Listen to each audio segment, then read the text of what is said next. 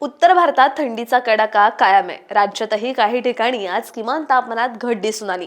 मात्र राज्यातील काही ठिकाणी पुढील 2 दिवसात पावसासाठी पोषक वातावरण आहे, असा अंदाज हवामान विभागाने दिलाय. राज्यातील काही भागातच थंडीत काहीशी वाढ जाणवली. मध्य महाराष्ट्र, मराठवाडा आणि विदर्भातील काही ठिकाणी थंडीत काहीशी वाढ दिसून आली. राज्यातील सर्वात कमी तापमान आज निफाड येथे नोंदवलं गेलं.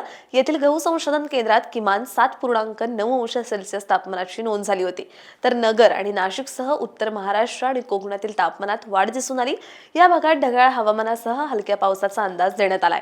उत्तर महाराष्ट्र आणि मध्य महाराष्ट्र तसंच मराठवाड्यातील काही भागात ढगाळ हवामानासह हलक्या पावसाची शक्यता आहे. धुळे, जळगाव, नाशिक आणि अहिल्यानगर जिल्ह्यात पुढील 3 दिवस ढगाळ हवामानाचा अंदाज आहे. तर गुरुवारी या जिल्ह्यांमध्ये काही ठिकाणी हलक्या पावसाचाही अंदाज देण्यात आलाय. ढगाळ हवामानामुळे राज्यातील थंडीचा कडाका कमीच राहील, असा अंदाज हवामान विभागाने दिलाय. अशाच हवामान अपडेटसाठी अॅग्रोवनला सबस्क्राईब आणि फॉलो करायला विसरू नका.